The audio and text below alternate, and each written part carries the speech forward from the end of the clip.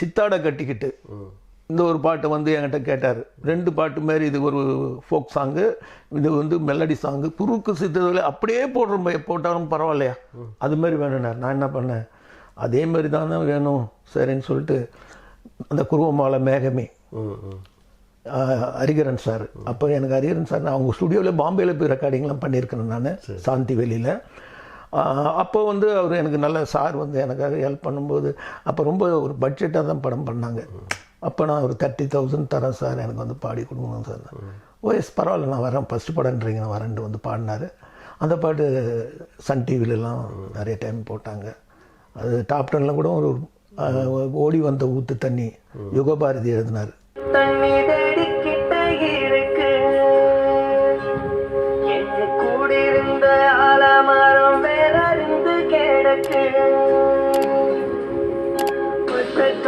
காயம் நேருதடா, காப்பட்ட பாடும் போதும் போதுமடா, பருத்தி காட்ட நெருப்பு தேடுதடா, என் கரும்பு காடை கசந்து போனதடா, மூடப்பட்ட மனசுக்குள்ள என்னென்னவோ தவிப்பு, வீணடிச்ச இன்பத்துக்கு 2 பேரும் பொறுப்பு. அப்போ யுகபாரதி சம்பளம் வெளியில் சொல்லக்கூடாது, அவ்வளோ கம்மியாக தான் நான் 2 பாட்டு எழுதினார் அந்த படத்தில். அப்புறம் புது பாடலாசிரியர்களுக்கும் வாய்ப்பு கொடுத்தேன், பாடகி அந்த பத்மலதா கொடுத்தேன், அதில் நிறைய பாட்டு பண்ணேன் சார். இந்த இசை தொடர்புகள் இது வந்து தமிழ்நாடு இந்தியாவை தவிர வெளிநாடுகளுக்கும் பயணம் போயிருக்கு. அதுதான் கேட்பீங்கன்னு பார்த்தேன், இதை போட்டுன்னு வந்திருக்கேன்ல. இது எதுக்கு போட்டேன்னா, சரி நீங்கள் ஏதாவது கேள்வி கேட்பீங்களான்னு பார்த்தேன். நீங்களாம் வேறு இது பண்ணி என்னங்க நம்ம நாட்டினுடைய இது போடாமல் நியூயார்க்கு போட்டுன்னு வரீங்கன்னு. திடீர்னு வாய்ப்பு எனக்கு எப்படி வந்ததுன்னாங்க, அங்கே நான் படிச்சுக்கினே வேலை பார்த்துருந்தேன். அப்போது ஒரு நாள் கிணத்து அடின்னு சொல்லுவோம் இல்லைங்களா, பேக்கில் இருக்கும் இளையராஜா வீட்டு 150 நார்த் உஸ்மான் ரோட்டில் பக்கத்தில் ஒரு பெரிய மேதையோட வீடுன்னு எனக்கு தெரியாது. நான் எடுத்துக்கின்னு ஃப்ளூட் எடுத்துக்கின்னு வாசின்னு இருக்கேன். திடீர்னு பார்த்தீங்கன்னா மேலே இருந்து கைத்தட்டல், நிறைய கைத்தட்டல் கேட்குது. அப்படியே மேலே பார்த்தா ஒன்ஸ் மோர்னாங்க. அப்போ பார்த்துட்டு ஏஞ்சி வணக்கம் சொன்னேன். கைத்தட்டுறாங்க, அவங்ககிட்ட நமக்கு வந்து சந்தோஷம் தானே, அவங்களுக்கு ஏஞ்சி வணக்கம் அப்படின்னு. நாளைக்கு எங்கள் வீட்டுக்கு வரீங்க நீங்கள் என்னாங்க. அப்புறம் தான் போனவுடனே தெரியுது கண்டசாலா பெரிய பாடகர். அவங்க பையன் ஒரு மியூசிக் டைரக்டர் விஜயகுமார், ரத்னகுமார், ஒரு டப்பிங் ஆர்டிஸ்ட்டு. அவங்க என்ன பண்ணாங்க, என்ன சரி ஒரு நாளைக்கு ஃப்ளூட் எடுத்துட்டு நீங்கள் வாங்க வீட்டுக்கு. ஆனால் அவங்க அந்த அம்மா கண்டசால மனைவி என்னை பாராட்டினாங்க. ஒரு நாளைக்கு நீங்கள் பெரிய ஆளாக வருவீங்க, ரொம்ப அருமையாக வாசிக்கிறீங்க அப்படின்னு சொன்னாங்க. அப்புறம் நான் அந்த அம்மா சரிங்கம்மா அப்படி வணக்கம்மான்னு சொல்லிவிட்டு அனுப்பி போனேன். திடீர்னு நான் வந்து 93 அதான் நான் சொன்னேங்க சார் உங்கள்கிட்ட, ஹாரி ஜெயராஜ் சார்கிட்ட ஒர்க் பண்ணி, அதாவது கம்பெனிக்கு சான்ஸ் கேட்குறதுக்கு டெமோ சாங் நானும் ஜஹாங்கீர்னு ஒரு ஃப்ளூட்டிஸ்ட்டு, அவர் ஃப்ளூட் பாக்ஸ் அன்றைக்கி எட்டுன்னு வந்திருந்தார். திடீர்னு எனக்கு கால் வந்தது, இந்த மாதிரி அமெரிக்காவுக்கு வரீங்களா அப்படின்னாங்க. சரிங்க சார், என்ன ஒன்றும் புரியல, எடுத்த உடனே அமெரிக்காவுக்கு கூப்பிட்றேன்ட்டு. அப்போ போய் அவர்கிட்ட ஃப்ளூட் வாய்ஸ் காட்டினேன், நோட்ஸ் எழுதிக்கினேன். எந்த ஆண்டு நடந்தது? 93. சரி. அப்போ தான் நாங்கள் சான்ஸுக்காக 2 பேரும் சேர்ந்து சேமிக்கலான்னு பார்த்தோம். அப்புறம் அவர் 2 ஃப்ளூட்டிஸ்ட்டும் சேர்ந்து, சரி அவரும் நல்ல நாலேஜ், தரம் அருமையான நாலேஜ் உள்ளவர், நல்லா வாசிப்பார். அப்போ அவர் சங்கர் அது கங்கைமரனுக்கு ரெகுலர் கச்சேரியில் வாசிப்பார், நிறைய ரெக்கார்டிங் வாசிப்பார். சரி இவரும் வரன்றார், ஆசைப்படுறாரு அப்படின்னு சொல்லிட்டு நான் 2 பேரும் சேர்ந்து பண்ணலான்னு பண்ணேன். அப்போ அவருக்கு எனக்கு வந்து என்னாச்சு, நீங்கள் வந்து அமெரிக்கா போகிறீங்க சார், ஒரு 3 மாதம் சார், அப்புறம் நான் வந்துடுவேன், அதுக்கப்புறம் நீங்கள் கூப்பிட்டா எல்லா இடம் இல்லை நான் தனியாக பண்ணிக்கிறேன், நீங்கள் தனியாக பண்ணிங்கன்னா அது உங்கள் விருப்பம் சார் அப்படின்னு சொல்லிட்டேன். அப்புறம் அவர் ட்ரை பண்ணார். இது வரைக்கும் அவருக்கு பாவம் நிறைய முயற்சி பண்ணின்னு இருந்தார், கிடைக்கல அவருக்கு. எனக்கு வருத்தமாகவும் இருக்குது, நடாது நம்ம கூட சேர்ந்து நல்ல கலைஞர் அவர். அதனால் வந்து அவர் வந்து எனக்கு கேட்டார். அப்புறம் நான் தனியாக படம் பண்ண ஆரம்பித்தேன். இப்போ அமெரிக்காவுக்கு உங்களை அழைச்சி கூட்டிகிட்டு போனது விஜயகுமார், அவர் இவங்களை கண்டசாலா விஜயகுமார், அவங்க அப்பாவுடைய ஷோ நடந்ததுக்காக. ஆமாம், எல்லாம் தெலுங்கு பாட்டு, தமிழ் வந்து அப்போ தான் ரஹ்மான் சார் இந்த பாட்டு சின்ன சின்ன ஆசை, அப்போ நான் ஸ்டேஜில் வாசிக்கிறேன் அந்த பாட்டெலாம் அமெரிக்காவில். அப்போ எனக்கே ஐயோ இசைக்கு கிடைச்ச மரியாதை அங்கே தான் உணர்ந்தேன். முதலா நீங்க பயணம் போனது அமெரிக்கா. அமெரிக்கா. அமெரிக்காவில் நான் சுத்தாத இடம் வந்து நார்த் அமெரிக்கா ஃபுல்லாக அது ஒரு ஒன் டைமே என்னோட லைஃப் அவ்வளோ இடம் வாசித்திருக்கேன், எவ்வளோ ப்ரோக்ராம் வாசித்திருக்கேன். 3 மாதங்கள் இருந்தீங்க. 3 மாதம் அவார்டு வாங்கிக்கிறேன். அங்கே அவார்டு கொடுத்தாங்க அந்த லாஸ் ஏஞ்சல்ஸில். அது ஒரு பறவை மாதிரி ஒரு பெண்ணு நிற்பாங்களே, அது மாதிரி அவார்டு ஒரு 3-4 அவார்டு சர்டிஃபிகேட்டு. எனக்கு ரொம்ப அது எனக்கே தெரியாது அது என்ன அவார்டுன்னு. ஒரு பையன் அங்கே அமெரிக்காவில் ஒரு எனக்கு இங்கே இருக்கும்போது அவங்க அறிமுகமானவங்க அமெரிக்காவில் இருக்கேன்னு சொன்னாங்க. அந்த அவார்டை எடுத்துக்கிட்டு அங்கிள் இந்த அவார்டு வாங்கிக்கிறாருமா அப்படின்ட்டு ஆச்சரியப்பான. அங்கிள் இது இந்த ஊரில் வாங்கினா பெரிய ஆள் அங்கிள் அப்படின்னா. அப்படியே எனக்கு ஒன்றும் தெரியாதுப்பா, கொடுத்தாங்க வாங்கிட்டு அப்படின்ட்டு சொன்னேன். அது மாதிரி அங்கே அமெரிக்கா ஃபுல்லாக சுற்றினேன் சார். அடுத்த வெளிநாட்டு பயணம்னு எனக்கு நிறைய வந்தது சார். நான் போகல, நிறைய வாய்ப்புகள் அமெரிக்கா நிறுத்திட்டீங்க. அதோடு நிறுத்திட்டேன். எனக்கு வந்து ஏன்னா ஃபாரின் அங்கேயே நான் சொன்னேன். அது இல்லாமல் நீங்கள் பிறந்த இடம் புதுச்சேரி வாயிலாக பிரான்ஸுக்கு அந்த பிரான்ஸ் வந்து அதுதான் சொல்ல வந்தேன். பிரான்ஸ் வந்து என்னுடைய எங்கள் அப்பா கவர்னர்கிட்ட இருந்தால எனக்கு அந்த நேஷ்னாலிட்டி பதியாத விட்டுட்டார். அதாவது வந்து அங்கே இதில் அக்ரிமெண்ட்டில் ஒப்பந்தம் ஆகணும். ஏன்னா என்னோடய சர்டிஃபிகேட்டே பார்த்தீங்கன்னா பர்த் சர்டிஃபிகேட்டு எல்லாமே ஃப்ரெஞ்சில் தான் இருக்கும். சர்டிஃபிகேட் ஃபுல்லாகவே ஃப்ரெஞ்சில் தான் இருக்கும். ஆனால் வந்து எனக்கு அவர் பதியதில்லைன்றதால நான் ஃப்ரான்ஸுக்கு போக முடியாது. ஃப்ரான்ஸில் இருக்காங்க, எனக்கு நிறைய பேர் இருக்காங்க. என்ன வாவான்னு கூப்பிட்றாங்க போகலாமே தவிர சிறப்பு ஒரு எனக்கு ஃபாரின்னு பிடிக்கல சார். அமெரிக்காவிலே சொன்னேன் சார். அவன் ஒரு மாதிரி பார்த்துட்டான் என்ன. நானும் ஜிகே அம்மாலும் உட்கார வச்சிட்டாங்க. இந்த லாஸ் ஏஞ்சல்ஸ் அந்த கடல் வழியாக வந்து நிறைய பேர் வந்துடுறாங்க. அதனால் ஒரு குரூப்பை அரெஸ்ட் பண்ணிட்டோம். எங்களுக்கு கரெக்டாக பாஸ்போர்ட்லாம் இருந்துன்னு சொல்லிட்டு எங்களை திருப்பி அனுப்பிச்சிட்டான். அவனே கார் கொடுத்து எல்லாமே. அப்போ கேட்டேன் என்கிட்ட இங்கிலீஷில், இப்போ போசனா நீங்கள் போயிடுவீங்களா ஊருக்கு கடை. எனக்கு பிடிக்கவில்லை, முதல்ல 4 அனுப்பிட்டேன். என்னால் தெரிஞ்ச இங்கிலீஷில் அவங்கள்ட்ட பேசினேன். எனக்கு சுத்தமாக பிடிக்கலையா அமெரிக்கா, எங்கள் ஊர் மாதிரி இல்லை. அது வெளியில் போக முடியாது. அமெரிக்காவில் போயிட்டு நம்ம தனியாக எங்கேயாவது போகணுன்னா ஒரு கைட்னஸ் இல்லாமல் எங்கேயுமே போக முடியாது. அதனால் அந்த ஊரே நம்ம அடைச்சி வச்ச மாதிரி இருக்க முடியாது இல்லைங்களா. யாராவது ஒருத்தவங்க கூட இருக்கணும். அப்போ தான் நம்ம அந்த நாட்டில். ஆனால் நிறைய இடம் சுற்றி காட்டினாங்க. அங்கே நியூயார்க்கு போயிருந்தேன் நான். நியூயார்க்கு, நியூஜெர்சி, டாம்பா, மயாமி, கொலம்பஸ். இருக்க பிடிக்கலன்னா கூட அந்த நினைவுகளை மறக்க முடியாது. அது மறக்க முடியாது சார். ஒன் டைம் இப்போ அந்த ஒன் டைம் சார் நான் சுசிலம்மா ஃபஸ்ட்டு ஸ்டேஜே சுசிலம்மா. அது வரைக்கும் எங்களுக்கு கச்சேரியே கிடையாது, ப்ரோக்ராமே கிடையாது. ஃபஸ்ட்டு ஷோ வந்து அடுத்து 3 மணி நேரத்துக்கு வேறு ஒரு ப்ரோக்ராம் இருக்குது, அதுவே கேன்சல். எங்கள் ப்ரோக்ராமே தொடர்ச்சியாக பண்ண சொல்லிட்டாங்க. ரொம்ப பிரமாதமாக இருக்குது ப்ரோக்ராமு, அதை கண்டினியூ பண்ணுங்கள், அந்த ப்ரோக்ராம் கேன்சல் பண்ணுங்கன்ட்டாங்க. பின்னாடி வர்ற முன்னொரு ப்ரோக்ராமு. அதுக்கப்புறம் எல்லா நாட்டிலேருந்தும் ஃபோனு, எங்கள் நாட்டுக்கு வரணும், அந்த நாட்டுக்கு வரணும். எங்களுக்கு ஒன்றுமே புரியல. எங்களை கூட்டின்னு போனவர் அவருக்கு ரொம்ப சந்தோஷமாயிடுச்சு. அந்த அம்மாவுக்கு நான் இதெல்லாம் பெரிய இதுங்க சார். சரி, இப்போ நீங்கள் ஒரு புல்லாங்குழல் இசைக்கலைஞர் தொடக்கத்தில் இருந்து. சரிங்க சார். நிறைய பேர் பாராட்டுறேன். இன்னும் கேட்டிங்கன்னா கண்டசாலா குடும்பமே பாராட்டிட்டாங்க. அது ஒரு பாக்கியம். ஆமாம். அப்படிப்பட்ட நீங்கள் ஃப்ளூட் நவீன் எதுக்கு பயன்படுத்துனீங்க உங்கள் படத்துக்கு? இல்லை, அவர் வந்து நவீன் சார் வந்து கிராமிய கானம்னு ஒரு சாங் பண்ணேன் நான். அப்போ தான் அவர் புதுசாக வராரு ஃபீல்டுக்கு நினைக்கிறேன், அது எனக்கு தெரியல சரியா. ஆனால் எனக்கு 1500 ரூபாய்க்கு 10 பாட்டு வாசி கொடுத்தார். அதே ரீரிகார்டிங்க்கு எனக்கு ஒரு படத்துக்கு வந்து அவருக்கு 30,000 ரூபாய் கொடுத்தேன். 1 ஹவருக்கு கூட இருக்காது. ஏன்னா அது வந்து சார் ஃப்ளூட்டுன்றது அது ஒரு பெரிய இது கலை வந்து.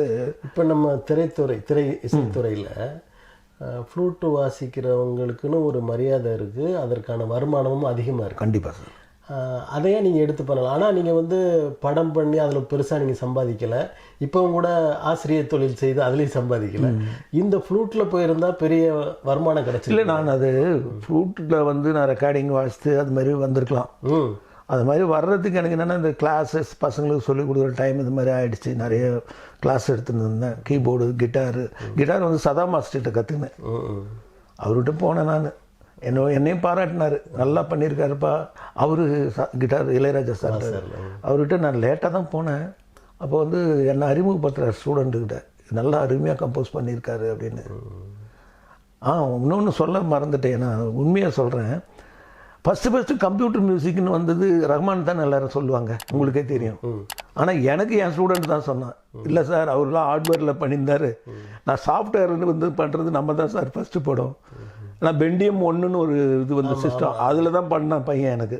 கிங்ஸ்லி நம்ம பரணி இளையராஜா வாசிக்கிறார்ல, அவர் தம்பி தான் ஹரி தான் கீபோர்ட் ப்ரோக்ராமிங் வந்து பண்ணார். ஏன்னா எல்லாரும் சேர்ந்து ஒர்க் பண்ணோம். அப்போ சந்தோஷப்பட்டுக்கிறேன். என் ஸ்டூடெண்ட் சொல்லி தான் எனக்கு தெரியும், எனக்கே தெரியாது. அந்த அளவுக்கு இப்போ எல்லாம் பெரிய கலைஞராக வளர்ந்துட்டான் கிங்ஸ்லி. இப்போ எத்தனையோ பேருக்கு சொல்லி கொடுத்துருக்கீங்க, வளர்ந்துருக்குறாங்க. உங்கள் குடும்பத்தில் இசை எப்படி இருக்குது? என் குடும்பத்தில் சொன்னாக்கா எனக்கு 3 டாக்டர் இருக்காங்க. அவங்களுக்கு பயிற்சி கொடுத்துருக்கீங்களா? நான் கற்றுக் கொஞ்சம் தான் ஸ்டார்டிங். ஏன்னா அவங்க பயம் அவங்களுக்கு இது. ஏன்னா அதனால் நான் வெளியில் மாஸ்டர்கிட்ட வெளியில் அனுப்பினா அவங்களே சொன்னாங்க.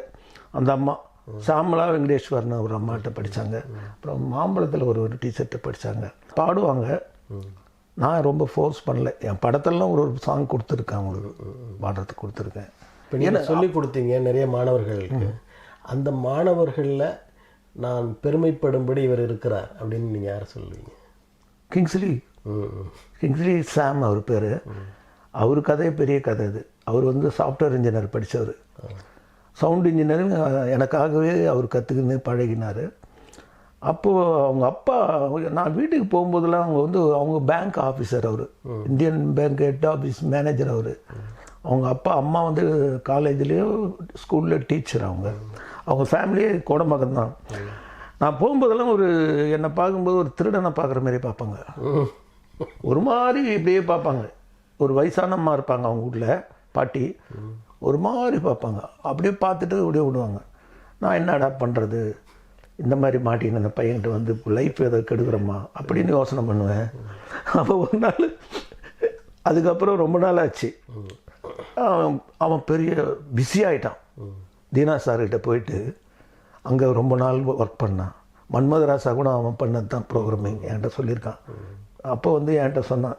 அவரே சொன்னார், தீனா சார் அவன் கல்யாணத்தில் சொன்னார், அவன் பையன் கல்யாணத்தில் இந்த மாதிரி மன்மதராசாவே இவர் தான் பண்ணி ஹிட் ஆகிறதுக்கு காரணமே அவர் தான் இப்படி ப்ரோக்ராம் பண்ணார் அப்படின்னு. அப்போது நான் இவர் வீட்டுக்கு மறுபடியும் ஒரு தடவை போகிறேன். கொஞ்சம் கல்யாணம்லாம் ஆன பிறகு போகிறேன். போனால் அவங்க வீட்டில் என்னை ஓடி வந்து சார் சார் சார்ன்றாங்க. அது ஃபேமிலியில் சார் என்ன அப்படி பார்த்தவங்க எனக்கே ஆச்சரியமாக போயிடுச்சு. சார் எப்படி சார் இருக்கீங்க, நல்லா இருக்கீங்களா சார், உங்களை பார்த்து ரொம்ப நாள் ஆச்சு சார் அப்படின்னாங்க. என்னடா ஆச்சு உங்களுக்கு? அப்போ அவங்க வீட்டில் ஆடிட்டர்லாம் இருக்கார். அவர் வெளியில் என்கிட்ட பேசுகிறாரு. இன்றைக்கி பெரிய லெவலுக்கு அவனை பற்றி எனக்கு தெரியாது சார் இந்த மாதிரின்னு. அதாவது ஒவ்வொருத்தவங்களுக்கும் ஒரு கட்டாயப்படுத்தி படிப்போ எதுவுமே நம்ம இது பண்ணக்கூடாது. அவங்கவுங்க போக்கில் விடணும். அதாவது கொண்டு போகலாம் ஒரு நாலேஜுக்கு. அப்புறம் பிரியப்பட்டு அவங்க ஒன்று எடுத்துக்குவாங்க. இப்போ வாசுதேவன் எப்படி சவுண்ட் இன்ஜினியர் அவன் படிப்பு கம்மி தான். சவுண்ட் இன்ஜினியரிங் கற்றுன்னு நம்பர் 1 ராஜா சார்கிட்ட போய் உட்காந்துக்கிறான் பாருங்க.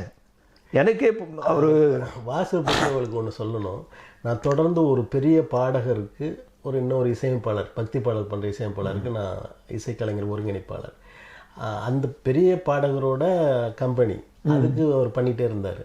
அப்போது நாங்கள் ஸ்ரீராம் ஸ்டுடியோவில் அந்த தெரியும் பண்ணோம். இதை இடையில ஒரு குரூப் உள்ளே புகுந்து அவங்க ஸ்டுடியோ கொண்டு போனாங்க. கொண்டு போகும்போது எங்கள் மேலே தவறு சொல்லணுன்றதுக்காக அவர் இது இன்னும் ஒன்றுமே வரலை அப்படின்னு சொன்னார். உடனே நான் வாசிட்டு என்னப்பா வரலன்றாங்க. ஆனால் என்னை கூப்பிட்டு போங்கண்ணே, நான் இங்கே வர வச்சு காமிக்கிறேன்னா. சரி கூப்பிட்டு போனேன்.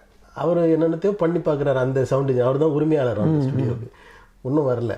ஆனால் ஒரு 2 நிமிஷம் என்னை அவரை தள்ளி இருக்க சொல்லுங்க அப்படின்னு சொன்னேன். ஆனால் கொஞ்சம் வெளியில் வர வாசு சொன்னார். ஆமாம் என்னிட்ட அவர் சொன்னோன்னே அவர் வெளியில் வர சொன்னேன். எங்கள் தம்பி பண்ணி தருவார் அப்படின்னு போனால் பண்ணி வெளியில் வந்தது அந்த பாடல். அந்த மாதிரி திறமை, அவனோட திறமையில் அவனுக்கு. வாசு ரொம்ப ஹார்ட் ஒர்க் சார். அவர் என்கிட்ட சொல்லுவார், அவன் சின்ன பையன்லாம் இருக்குமா, அவங்க அப்பா எனக்கு கூட பிறந்த பிரதர் மாதிரி. அவங்க வீட்டில் அவ்வளோ மரியாதையாக இருப்பாங்க, போவோம் பழகுவேன். அப்புறம் தான் நான் சொன்னேன், நீ வா என்கிட்ட வா, என்கிட்ட கற்றுக்கு பரவாயில்லண்ணா. காலையில் நன்றி அவனுக்கு. எப்போ பார்த்தாலும் சார் சொல்லுங்கள் சார். நான் கன்னட படம் சொன்னேன் இல்லைங்களா, அந்த படம் ரிலீஸ்க்கு பெங்களூர் போயிருந்தேன். பெங்களூர் போயிருந்தப்போ வாசு ஃபோன் அடித்தேன், எங்கே வாசு இருக்கேன்னு. சார் ஸ்டுடியோவில் தான் சார் இருக்கேன்னு. அன்றைக்கி காலையில் முதல் நாள் நைட்டு போய் தங்கிட்டு அவன் டிஸ்டர்ப் பண்ணல. மறுநாள் என் படம் ரிலீஸு, அது பெரிய படங்களோடு வருது அந்த படம். வாசுக்கிட்ட சொன்னேன், ஆமாம் சார் இவ்வளோ பெரிய பேனர் இவ்வளோ கட்ட விட்டுரு சார், பயங்கரமாக இருக்குது சார் உங்கள் படம், நான் பார்த்தேன் சார் விளம்பரம் அப்படின்னு. அப்போ வாசுக்கிட்ட போய் ஸ்டுடியோவில் பார்த்தேன். அந்த ஸ்டுடியோவில் போய் ஒரு படமே போட்டு காட்டினார். அவர் மிக்ஸ் பண்ண படம், ஒரு படத்தை கொஞ்சம் போட்டு காட்டினார். அந்த படம் பார்த்தேன், ரொம்ப நல்லா பண்ணுற வாசு. அது சில பேர் சொல்லுவாங்க, அம்மாப்பேட்டை சார் ஒரு பெரிய ஒரு மகான். அவரே என்னை பாராட்டுகிறார். டேய் சாகித்யா, நீ பெரிய ஆள்டா நீ, ஆனால் நீ ஏன்டா இன்னும் வரல. அது அப்போ அதுக்காகவே அவர்கிட்ட ஒரு நாள் கிளாஸும் ஜாயின் பண்ணேன். ஒரு கிளாஸ் ஜாயின் பண்ணி அந்த ஆசீர்வாதம் கிடைக்குதான்னு சொல்லிட்டு சார்கிட்ட, அம்மாப்பேட்ட சார்கிட்ட பண்ணேன். ஒரு கிளாஸ் அட்டன் பண்ணி. உங்கள் இயற்பெயரே சாகித்யாவா? இல்லைங்க, என் பேர் ராமு. எனக்கு வந்து நான் அந்த பேரில் தான் நீங்கள் ராமுன்ற பேரில் வந்து அப்போ இளையராஜா பேர் வச்சுட்டு ரொம்ப துணிச்சலாக வந்து இளையராமுன்னு ஒரு பேர் வேறு வச்சுன்னுக்கிறேன். ராஜா சார் கூட இது பண்ணின்னு. அப்போல்லாம் உங்களுக்கு தெரியும், ஒரு 10 மியூசிக் டைரக்டர் தான் இருப்பாங்க. ராஜான்னு நிறையா வச்சுப்பாங்க. ஆமாம் ஆமாம், அப்போ நிறைய பேர் இது இருந்தாங்க. அது எனக்கு பேர் வச்சது என்ன கேட்டீங்கன்னா, உங்கள்கிட்ட சொன்னேன், அவன் பேர் ஜீவன் இறந்துட்டான்னு சொன்னேன். ஒரு 200 பேர் எழுதுனான்.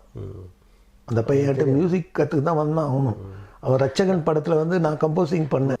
அசிஸ்டன்ட் டைரக்டர் அந்த பையன், தெரியுமா? செம்ம நாலேஜ் சார். அப்போ எனக்கு பேர் நிறைய பேர் எழுதுனான். எழுதி எழுதி எழுதி பார்த்தான். கடைசியாக உன் தாத்தா, நான் உனக்கு பேரன், உனக்கு பேர் வச்சுக்கிறேன் தாத்தா சாகித்யாவும், இதை தவிர வேறு பேர் என்கிட்ட கேட்காதேன்ட்டான். அந்த பேரையே வச்சுக்கினேன். அது எதுக்குன்னா, இளையராமுன்ற பேரை மாற்றி மறுபடியும் ராமுன்னு, அப்போலாம் வந்து இளையராஜா அப்படி ஒரு பேரில் என்னென்னமோ பேரில் வச்சு வராங்க. எனக்கும் ஆசை தான், வேறு ஒரு படம் புதுசாக பண்ணும்போது எங்கள் அப்பா பேரையும் என்ன பேரையும் சேர்த்து வைக்கலாம் அப்படின்ற ஒரு வைக்கலான்னு ஒரு ஐடியாவில் இருக்கேன். ஏன்னா சாகித்யாவோட இன்னும் சாதித்தது ரொம்ப பெரிய இதுக்கு தெரியல, அதனால் பேர் வைக்கலாம், சேர்த்து வைக்கலான்னுங்கிறேன். ராமு ரங்கநாதன் ராமு, ஏதாவது ஒன்று வச்சுக்கலாம் அப்பா பேர். ஏன்னா அப்பா ஏதோ பேர் வச்சிருக்கிறாரு, அதை பயன்படுத்த பெரிய ரொம்ப, அதாவது பளிச்சுன்னு. இப்போ இன்றைக்கி ஒரு நிகழ்ச்சி பார்த்தேன் சார், நீங்கள் பார்த்தீங்களான்னு தெரில. ஒரே நாளில் அந்த பொண்ணு வந்து நடிகை ஆகிடுச்சு, பெரிய நடிகை ஆகிடுச்சு. ஏன்னா இன்றைக்கி வந்து அந்த மீடியாஸில் வந்து அது வந்து நார்த்தில் ஒரு பொண்ணு, நரிக்கு ஒரு ஜாதியில் உள்ள பொண்ணு, அது ரொம்ப அழகாக இருக்குதுன்னு பார்த்துட்டு ஒரே நாளில் இன்றைக்கி அதான் நான் ஸ்டேட்டஸில் வச்சுருக்கேன், அந்த பொண்ணு போட்டோ தான். அது மாதிரி அதிர்ஷ்டம் சார் அது எல்லாருக்கும் வந்து கரெக்டாக. ஏன்னா நிறைய திறமைசாலி இருக்காங்க, வாய்ப்புகளை பயன்படுத்திக்கிட்டால் அப்படியே தொடரும். ஆமாம், இப்போ உங்களுக்கு தெரியாத ஒன்றும் இல்லை, விஎஸ் நரசிம்மன்லாம் எவ்வளோ பெரிய வயலினிஸ்ட், எவ்வளோ பெரிய எனக்கு வாசிச்சிருக்காரு சார். பாலச்சந்திர படம்லாம் பண்ண எவ்வளோ அவங்களாம் வர முடியல, ஜாம்பவான் அவங்களாம் எவ்வளோ பெரிய. இளையராஜாவே என்னை 2 கண்ணில் ஒரு கண் அவர் தான் அப்படின்னு மேடையிலே சொன்னவர். இது வந்து சார் அதுக்கான அமைப்பு, நேரம் எல்லாமே கூடி வரணும். அது ராஜா சாருக்கு வந்து அந்த அளவுக்கு. அதுக்கு அடுத்தது ரஹ்மான் சார், உலக புகழ். கடவுள் எல்லாருக்கும் ஒரு இது வச்சுருக்காங்க. எனக்கு ஏதோ நடக்கணும் அப்படின்றது எப்போ நடக்குன்னு தெரில, ஏதாவது ஒரு வழியில் வரும், எதிர்பார்ப்போடு இருக்க. இப்போ கூட நான் என்ன பண்ணேன், திடீர்னு எனக்கு ஒரு படத்தில் நடித்தேன், சீரியல். அதாவது சொன்னீங்களே நம்பி, செல்வ நம்பி, அவருடைய சீரியலில் வந்து நான் ஒரு ஆத்தங்கரை பஞ்சாயத்துன்னு அந்த சாங்கு கேட்குறதுக்காக தான் போட்டு காட்டுறதுக்கு பையன் வந்தான் என்கிட்ட, என்னுடைய ஆஃபீஸ்க்கு. கேட்டுட்டு இருந்தால் டைரக்டர் என்னை பார்த்துட்டு நடிக்கிறீங்களான்னாரு. சரிங்க என்ன, அதை நடிச்சுன்னே இருக்கும்போது அதுலேயும் ஒழுங்காக போக விடலை என்ன. உடனே மியூசிக் இழுத்துன்னு வந்துடுச்சு. சரி, கத்தி கப்பல் படம் வந்துடுச்சு. உங்களுக்காக வெயிட் பண்ணின்னு இருக்கேன் சார், ஆஃபீஸ் சண்டை எப்போ வருவீங்கன்னு ப்ரொடியூசர் நடிகர் நிற்கிறார், அந்த படத்து ஹீரோ. அப்புறம் நான் அதுலேருந்து போக முடியல, கண்டினியூ பண்ண முடியல. அதனால் ஏதாவது ஒரு வழியில், எல்லாமே சினிமா தானே, சினிமாவில் வயசு வந்து நடிப்புக்கு கிடையாது. இப்போ உங்களுடைய படைப்புகளில் இசைக்கலைஞர்கள் நிறைய பங்கேற்றிருப்பாங்க, வாசிருப்பாங்க. சரிங்க சார். அவங்களில் நீங்கள் வியந்தவர் அப்படின்னு யார் சொல்லுவீங்க? வாசிப்பு இல்லையா சார், அது என்னுடைய ட்ரைனிங்கில் இல்லை, உங்களுடைய பணி இருக்குல்ல, இசையமைப்பு. ஆமாம், அதில் வந்து ஒரு இன்ஸ்ட்ருமெண்ட் பிளேயர் வாசிருப்பாங்கல்ல, நிறைய பேர் இருக்காங்க. அதான் 1-2 பேர் சொல்லுங்கள். நவீன் சார் அவர் மாதிரி. ஆமாம், ஏன்னா எனக்கு நெப்போலியன் சார் இது வரைக்கும் எனக்கு வாசிக்கல. அருள்மொழி சார் ரொம்ப பிரமாதமான ஃப்ளூட்டிஸ்ட் அவர். நவீன் சார், அப்புறம் கிரண். ஏன்னா அவர் என்னுடைய ஃப்ளூட்டை கேட்டுட்டு மேலே வந்தார் என் ஆஃபீஸில். அவர் வந்து எனக்கு அப்போ தான் அறிமுகமானார். நவீனுக்கு பிறகு பேசப்படுகிற ஒரு ஃப்ளூட்டிஸ்டாக. ஒரு ரொம்ப நல்ல பிளேயர். என்ன எல்லார்கிட்டையும் சொல்லுவார், சாகித்யா சார் எனக்கு ரொம்ப பழக்கம், அவர் நல்ல பிளேயரு. அதுமாரி நிறைய பேர் இருக்காங்க. நீங்கள் உங்களோட வாத்தியத்து தொடர்பாகவே போகிறீங்க, வேறு வாத்தியங்கள் நிறைய பேர் இருக்காங்க சார். யார் சார் உங்களுக்கு சொல்லணும், நிறைய சொல்லினே போகலாம் சார். நிறைய கலைஞருங்க வந்து திறமைசாலிங்க நிறைய பேர் இருக்காங்க ஃபீல்டில். இப்போ உங்களுக்கு இந்த பாடகரை நான் பயன்படுத்த முடியாமல் போச்சே அப்படின்ற எனக்கு வந்து என்னென்னா, ஜானகி அம்மா ட்ரை பண்ணேன். அதில் கூரை இல்லை, சவரும் இல்லை, ஃப்ளாட்டு பாரு வீட்டில்னு ஒரு பாட்டு ஒன்று இருக்கும். சரி, அந்த பாட்டு வந்து குருவம்மாவில் டைட்டில் சாங் இது. அதில் வந்து நான் அந்த அம்மாவை தான் ட்ரை பண்ணேன், ஜானகி அம்மாவை. அவங்க பிள்ளைகிட்ட பேசினேன் நான். அப்போ அவங்க பாட வைக்க முடியல அந்த அம்மாவை. ஜெர்மன் விஜய்க்கு எத்தனை ஆல்பங்கள் பண்ணீங்க? கிட்டத்தட்ட அது நிறையா இருக்கும் சார். அதாவது கணக்கு வச்சு இல்லை, நிறைய சாங் ஒர்க் பண்ணிட்டேன். அவர் மூலிமா அவருக்கு நன்றி இந்த நேரத்தில் சொல்லணும். அவர் மூலிமா தான் நான் எனக்கு வந்து நிறைய ஒர்க் பண்ணேன் அவருக்கு. அப்புறம் என்னுடைய சாங்கில் வந்து தான் ஹரிகரன் சார் பாடியிருக்காரு, எல்லாரும் பாடியிருக்காங்க. சுஜாதா மேடம் பாடியிருக்காங்க குருவம்மாவில், கார்த்திக் பாடியிருக்காரு, கங்கா பாடினாங்க, அதில் அனுராதா ஸ்ரீராம் பாடினார், கிருஷ்ணராஜ் சார் பாடினார், உன்னிகிருஷ்ணன் சார் பாடியிருக்காரு. அதேமாதிரி பாடல் ஆசிரியர் எல்லாரும் நிறைய பேர் எனக்கு ஒர்க் பண்ணியிருக்காங்க. உங்களுடைய இசைப்பள்ளிக்கு பக்கத்துலேயே பழனி பாரதி இருந்தார். ஆமாம், அவர் சாரு வந்து எனக்கு வந்து அவருக்கு தான் எனக்கு மனசுக்குள்ளே ஒரு இதுவாக தான் இருக்குது. ஆனால் அவர் பெரிய ஆள். ஆமாம், சார் வந்து மிகப்பெரிய, அவருக்கெல்லாம் வந்து அவர் நமக்கு எழுதி கொடுப்பாருன்னு தான் நினைக்க முடியும். நான் அந்த அளவுக்கு என்னை தாளாட்ட வருவாளா, இந்த மாதிரி சாங் அற்புதமான சாங்லாம் அவர் பண்ணியிருக்காரு. அண்ணன் அவர் அண்ணன் சார் கூப்பிடுவேன் நான். அவங்க வீட்டு பக்கத்துலேயே இருந்தால எனக்கு அந்த ஒரு இது அமையல எனக்கு. இப்போ வரும்போதே ஒரு டைரக்டர் என்ன பண்ணுறாங்கன்னா, ஆனால் அதற்கான வாய்ப்புகள் இருக்குது. இப்போ ஒரு 3 படம் பண்ண போகிறேன் சார் இந்த ஆண்டில். அதில் ஒரு படம் வந்து என்னுடைய மீன்ஸில் பண்ண ப்ரொடியூசர் வந்து எனக்கு ரொம்ப நண்பர். அவர் வந்து நீங்கள் ஒரு தொடர்ச்சியாக நம்ம படம் பண்ண 2025 உங்கள் ஆண்டாக இருக்கும்னு நினைக்கிறேன். அப்படி தான் கடவுள் மனசு வச்சா நல்லாயிருக்கும். அது ஒரு படம். இன்னொரு படம் வந்து இப்போ ஆஃபீஸ் போட்டாங்க, அதுலேயும் போயின்னு இருக்கு ஒர்க்கு. அது இல்லாத நான் ஆல்பம் நெட்டுக்கு நிறைய சாங் பண்ணி ஒர்க் பண்ணி கொடுத்துருந்தேன். இந்த வருஷம் இது கூட ஜல்லிக்கட்டில் கூட நம்ம பாட்டு அங்கே லோக்கல் டிவியில் நிறைய ஓடி இருக்கு. அதை எனக்கு எடுத்து அனுப்புனாங்க. அதில் அந்த மதுரையில் காமராஜர் அந்த யூனிவர்சிட்டியில் லெக்சரராக இருக்கிறாரு, பெரிய ஆள் அவர் பரமேஸ்வரன். அவர் நிறைய சாங் என்கிட்ட அப்பப்போ பண்ணுவார், என்கிட்ட மியூசிக். அது பண்ணின்னு இருக்கேன். படங்கள் இந்த வருஷம் அமையும். சரி, உங்கள் நம்பிக்கை வெல்லட்டும். கண்டிப்பாக. உங்களுடைய முதல் படம் குருவம்மா, அது விருது பெற்றதெல்லாம் சொன்னீங்க. அதற்கு பிறகு நீங்கள் செய்த படங்களுக்கு ஏதாவது அங்கீகாரம் கிடைத்ததா? 2024 5 கொன்னுன்னு ஒரு படம், அதுக்கு வந்து அவார்டு கிடச்சிது. அது சிங்கம்புலி சாருக்கு அவார்டு கிடச்சிது.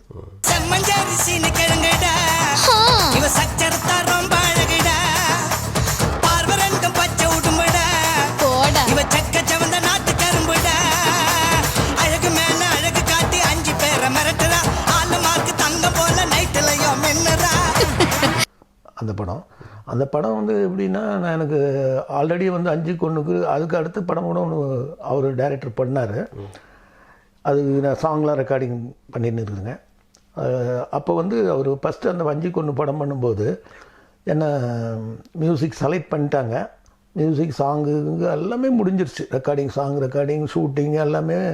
நான் ஷூட்டிங் ஸ்பாட்டு கூட நாங்கள் போய் பார்த்தேன். நான் எல்லாம் ரொம்ப அருமையாக பண்ணாங்க. படம் முடிஞ்ச பிறகு என்ன சொன்னாங்கன்னு யார் என்ன சொன்னாங்கன்னு தெரியல. ஏன்னா உங்களுக்கு சினிமா துறையில் வந்து அசிஸ்டன்ட்டு நிறைய நண்பர்கள் நிறைய கருத்து கேட்பாங்க.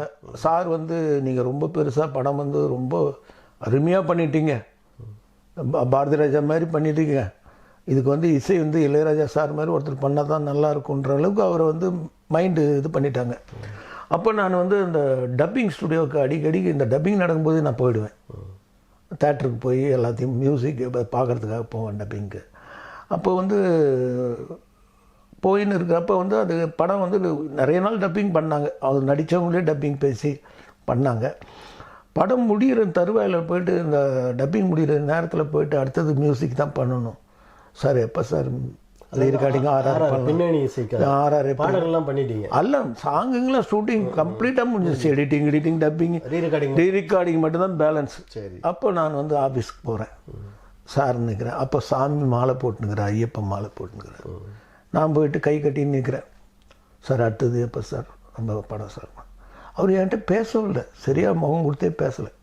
அவர் பாட்டெலாம் நல்லா வந்துருச்சு, அவருக்கு ரொம்ப சந்தோஷம். ரீரெக்கார்டிங் அந்த பிரெயின் வாஷ் பண்ணியிருக்காங்க யாரும், அது யாராவது பண்ணோம். இது நிறைய நடக்கும் சினிமாவில்.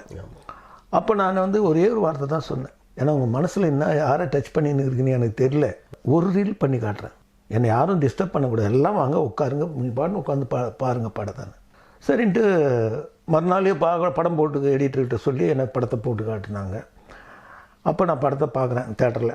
அவங்க போட்டு காட்டும்போது பார்த்துட்டு இவ்வளோ ட்ரையாக இருக்குன்ட்டு எனக்கு மனசுக்குள்ளே இந்த படத்துக்காக நம்ம இப்படி ஓடிய சாரை கேட்டோம் அப்படின்னு எனக்கு ஒரு மாதிரி ஆயிடுச்சு. ஏன்னா டாக்குமெண்ட்ரி மாதிரி இருக்குது, வெறும் கட்டட வேலை செஞ்சுன்னு இருக்காங்க, அதான் படமே. வயலும் இந்த மாதிரி கட்டட விவசாயம் மாதிரி இருக்குது படம். அப்புறம் நம்ம இதை உட்கார வைக்கணுமே தேட்டரில் அப்படின்னு கிங்ஸ்லி தான் கீபோர்டு ப்ரோக்ராமிங்கு. அது லைவ்லாம் நான் நிறைய லைவ் பண்ணேன். ஒரு கிட்டத்தட்ட 21 நாளுக்கு மேலே அது ஒர்க் பண்ணேன் அந்த படம் ரீரெக்கார்டிங். ஒரு ரீல் பண்ணி காட்டினேன், பார்த்துட்டு வெளியில் போயிட்டார் நான் சொன்ன மாதிரி. அதுக்கப்புறம் அந்த பக்கமே வரல. படம் முடிச்ச பிறகு தான் வந்தார். படம் வந்து தேட்டரில் யாருமே ஏந்திருக்கல சார். உண்மையாக நான் தேட்டருக்கு போனேன், எல்லாரும் அம்மா படம் பின் ட்ராப் மாதிரி அப்படி எல்லாருமே பார்த்தாங்க. அதுக்கு நான் பெருமைக்காக நான் சொல்லலை, அவர் நம்பிக்கை வீணாகக்கூடாது இல்லைங்களா.